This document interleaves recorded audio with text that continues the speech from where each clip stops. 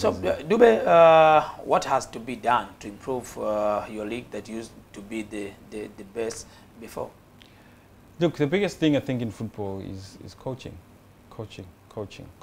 I mean, right now, Kaizer Chiefs fired their coach after 4 months in charge, and everyone is looking and thinking, okay, who's going to take over and become the next coach of Kaizer Chiefs? When you look through locally in South Africa, you can't really find someone that you would say, okay, he can coach this team. So that's why they need Nabi. So you need to go and find a Nabi, you need to go and find a Benshika, you need to go and find you know, someone else from outside, man. Okay. So yeah, look, at the end of the day, I think football, to play good football and get results and build a good team, you need a good coach, you know. So I think it should start there. Dube, tell us what we don't know about Mamelod Sundown. Mamelod is Sundown. First of all, tell us the meaning of Masandawana. Masandawana means, so it's short for Sundowns, Sandawana. So Masandawana are, you know, more like Wananchi, you know, Wananchi. Okay, you know. okay. Yeah. So yeah, Masandawana are the Sundowns, you know, fans. So it's plural for Sandawana. Yeah. What do we don't know about Mamelod? There's quite a lot that you don't know about Sundowns, man. It's you know, people see Sundowns playing football and enjoying themselves, but I think it's a club. They've done a lot of things right in terms of scouting. Top. I don't think in Africa. How many scouts are there? Sundowns, they have quite a number of scouts, man. So they have someone who focuses on the South American markets. I mean, you see they've got quite a number of South American talents. Top. Marcelo Allende, former Arsenal trialist, top. You know, one of the best players in the league. You got Lucas Carlos Ribeiro, top Brazilian quality. Gaston Serino, you know, Uruguay, top quality. So you can see that the scouting network is quite vast. They've got someone who does Africa, they've got someone who does the local league, they've got someone who does the Mutsepe Foundation Championship, which comes after the DSTV Premiership. They've got someone who monitors their players who are on loan. They've got someone who basically they're data driven. They look at data in terms of, you know, how a player is doing. They've got people that basically help the coach in terms of the scouting the opponent. I mean, before Sundowns play Ali, someone is in Egypt, in Cairo, a week before, or, you know, days before they are watching this team. So that's how Sundowns are, I think, are properly structured. They've had the same coaches since 2012.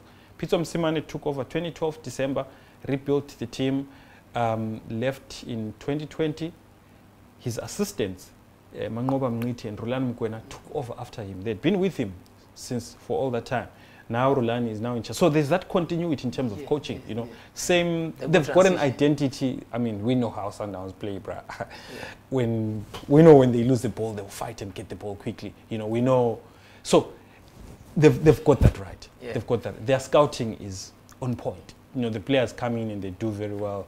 Sundowns, I mean, they're going to be, they would go to, for example, when they went to sign Gaston Serino, they went to Bolivia where he was playing, and they spent quite a lot of time. Peter Msimane, Walter Steinbock was a scout, and Ezra Mnandoro, who's a former player of Sundowns. So they went there, they spent time. They watched him, 2 games, they traveled to another city, watched him. So that's how they scout. They don't just, an agent comes and says, yeah, he is a player.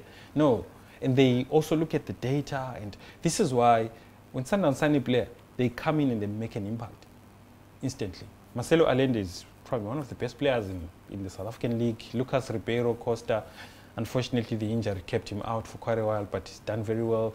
The Moroccan defender, AB, quality, man. Somebody Mudau. Oh, Sailor. We call him Sailor. Sailor. Quality player, man.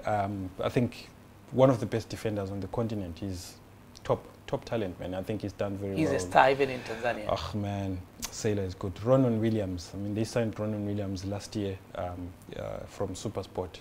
Quality goalkeeper. In terms of, I was arguing with a Ugandan journalist who was saying that Dennis Onyango is being mistreated, he's not being played. I said, bruh, have you watched Ronan Williams? Have you seen how Ronan Williams plays the ball? Have you seen how he plays? Oh, man, top, man, top. 2 penalties saved in the AFL, you know. So yeah, quality, man. So you can see the squad, the Sundown squad. Each position, there's 3 players. I can count them for you. 3 players for each position.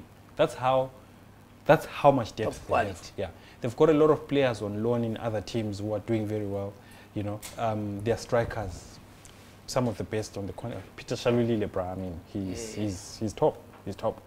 So yeah, I mean, I think the Sundowns have done extremely well, man. They've got a good coach, young coach, you know, very modern coach. He's growing. Rulani Mukwena, top, you know. So yeah, I mean, we admire what they've done. Is it true Mamelod is the most fed team in Champions League from South Africa for nowadays? 100%, man. I mean, Rulani Mukwena has been head coach of Sundowns for 1 year. On Sunday was the first time he was losing a game. Yeah. Okay. So remember last season when we played Wydad, it was 2-2 in Pretoria and 0-0 in Casablanca. So obviously Wydad went through because of away goals. So he lost for the first time last Sunday against Wydad. Yeah. In Africa Football League. So yeah. So look, it tells you that there's something else, man. There's something else. Not easy to play. Al Ali came, they got 5 in Pretoria. You know, you don't give Al Ali 5 unless you're really good. Al Ali, even now, I mean, they knocked Al Ali out. By the way, Sundowns have 10 players who are out, injured. 10 players who can start for Sundowns who are injured. I mean, their strikers, the front 3, Abubakar Nazir, the Ethiopian, Lucas Ribeiro Costa injured, Shalulile injured. So they don't have any striker. They've been playing without a striker, playing with the false 9. So can you imagine if those players were available, you know, against Wydad? And I'm praying that they would be available for the second leg because I would really love to see how it ends in Pretoria on Sunday. Bwana Dube anakuambia ni mwaka sasa Rulani Mukwena tangu akabidhiwe timu amepoteza hivi karibuni tu mchezo dhidi ya Wydad katika mchezo wa African Football League na unaweza ukaona namna ambavyo anavyokiendesha kikosi, anavyokinoa kikosi kwa muda mrefu huo kupoteza goli moja si kitu haba. Brother, why did Mamelod make their match against Wydad free? Look, I think the idea is obviously to make sure that the stadium is full, because when you go to North Africa, man, you find the stadium is packed. You know, fans are singing throughout the game, intimidating players. So Sundowns also want to create that kind of environment when Wydad come to Pretoria on Sunday. But obviously, you know, sometimes look in South Africa, sometimes fans, when you say they pay, sometimes they don't come to the stadium, you know. So when you make the game free, then, you know, they'll obviously come. I mean, we've seen the national team Bafana play, and there's less than 1,000 fans in the stadium, you know. So I think it's a culture thing, man. So when the match is free, people then would come to the stadium. Okay, and is it true that the style of playing of Southern African teams, especially Mamelod, Orlando, Kaizer, is awkward for to Northern African country teams? No, not North African teams struggle against teams that play. You know, North African teams, the football they play is. You know, we call it Route 1 in South Africa, you know, the long balls, you know, the cross, and so that's how North Africans play. But now when they meet a team that actually plays football, they really struggle. I've seen them struggling. Tell us your views about the coming finals of the African Football League in South Africa. Yeah, it's a massive match, man. I mean, Wydad Sundowns final, I think it's big. It's a big match. I don't think the organizers of the competition would be crying because they saw the brand of football that the two teams played in the first leg in Casablanca. It shows you how competitive, you know, the competition has been. I mean, it's 8 of, you know, the some of the best teams on the continent. Now you're left with two, you know, a Sundowns team that wants to win it, a Wydad team that wants to win it. We're leading 2-1 going into the second leg. Look, I think it's going to be a beautiful game. It's going to be a very good game. Mamelod will use this game just like revenge to Wydad? Definitely, definitely. Because last year, when they were knocked out of the Champions League by Wydad, it was painful. Yeah. For me as well, sitting on the stands and seeing this thing, oh. Come on. And they conceded a goal late in the second half. And obviously they wanted to, you know, get one over Wydad this time around. And, you know, they're trailing 2-1, it's halftime. In Pretoria, yeah, they need to. So what does Mamelod have to do in this game? I'm praying that Lucas Ribeiro Costa and Peter Shalulile will be back. I was actually texting someone from Sundowns before I came in. I'm asking, hey, bro, is Lucas Ribeiro and Shalulile, they need those two players. You know. Sundowns can win this game. If they have those two strikers, because they need goals, they're going to they'll create. Dominating that game, they'll dominate. But they need someone who score the goals. But obviously, Wydad are a very good team, so yeah, it's going to be a very tough one. Tell me something about Ranga Chivaviro's performance on Kaizer Chiefs. Look, Ranga, you know, I was actually talking to a young Africans player, and he was saying to me, if only Ranga came here, he would be enjoying himself. You know, because of the way the young Africans play. Oh, yeah. I mean, with the three attacking midfielders, and very creative. Very creative. I think Ranga would be walking on water, man. He would be enjoying his football. Unfortunately, the move didn't materialize. He's at Kaizer Chiefs now. I feel the way that Kaizer Chiefs have played, you know, this season so far, does not suit how you know, Ranga plays. So Kaizer Chiefs are playing with you know, pace on the wings. Not much crosses going in. Not enough creativity. Sometimes they play without a number 10, like a proper number 10 to create. So Ranga has not scored a goal since he joined Kaizer Chiefs. But also it's been affected by injuries. And so I feel it's going to be a bit tough for him. But he'll probably be hoping that the new coach, Kevin Johnson, sort of plays in a way that allows him to also, you know, get involved and, you know, get goals. But he's a good player, man. He's a quality player. The response of Yanga's president about Ranga Chivaviro's deal? Look, obviously disappointing, man. I mean, negotiations, you know, obviously happened. Ranga was, when he was leaving Marumo, there were talks between his management team and Young Africans. But unfortunately, this thing didn't happen. And obviously, it was disappointing because they were looking to find someone who would replace Fiston. Of course, I mean, Fiston is amazing, man. Replacing him is difficult. So now Chivaviro is feeling guilt? Not really, man. To be honest. I mean, Kaizer Chiefs is a big team, man. It's a massive team. He's in a massive team. Comparing the performance of Yanga for nowadays and Kaizer. Look, he'll probably be thinking, I could be killing it there in Tanzania. Also, the love that young Africans fans have shown Ranga, you know, when he came here, singing his name.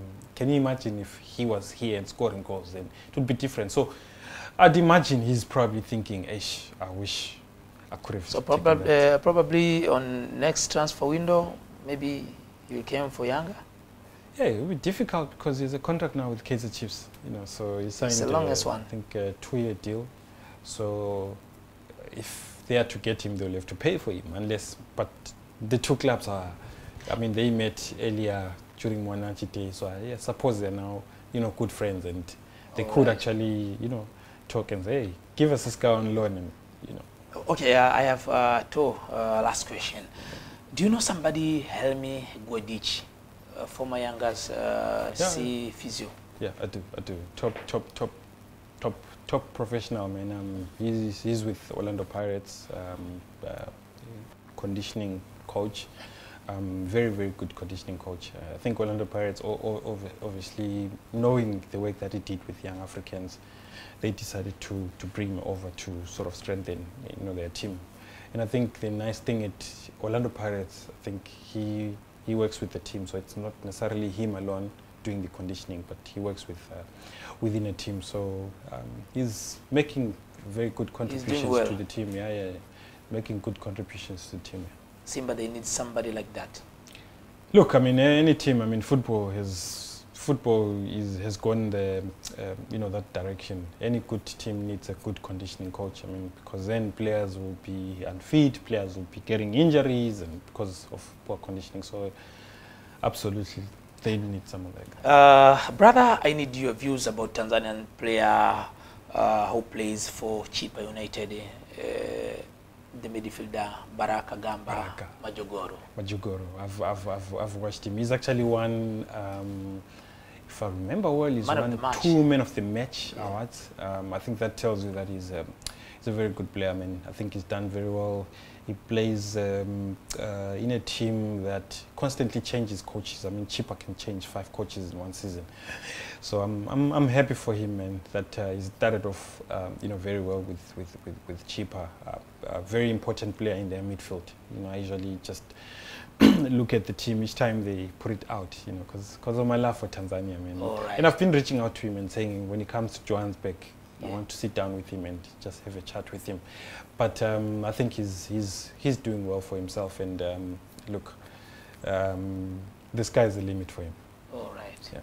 Bwana, nilikuwa na Dube kutoka Far Post kutoka nchini Afrika Kusini. Tumezungumza mengi kuhusiana na kile ambacho kwa upande wa Ranga Chivaviro, kwa maana kwamba hata wachezaji wa Yanga wanasema kwamba Ranga angekuja angeenjoy namna ambavyo anavyocheza.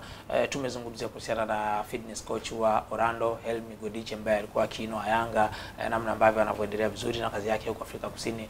Mtanzania mwenzetu Baraka Gamba Majogoro pia ambaye anacheza katika klabu ya Chipa United ya pale Afrika Kusini. Mengi tumezungumza namna ambavyo kikosi kilivyo, Mamelod, mchezo wa finali ambao utakaofanyika pale Afrika Kusini, performance ya kocha wao Roland Mukwena. Huyu ni mwandishi wa habari na mdau wa michezo, amekuwa akifuatilia vizuri ligi kuu soka Tanzania bara na mengi anayafahamu. Ametupa madini ya kutosha. Imani yangu kile ambacho amekizungumza kwa muda mrefu kimekutosheleza wewe. Sina la ziada, kilichobaki ni kumshukuru na kumtakia kila laheri katika safari yake. Brother, you're going to watch the Yanga's game against Coastal Union at Tanga. Yeah. You love Tanzania. Unaenda Tanga. Brother, thank you for your time. Your last words to your fans, to your Far Post audience. Yeah. Oh, look, I think please do follow Far Post and to support us, read our content and share our content. We love you so much, Tanzania. Naipenda Tanzania. Awe mshishi. Mimi natusomba nyuma ya kamera alikuwepo Isa Manoti pamoja na Emmanuel Kabigi. Mpaka wakati ujao. Bye bye.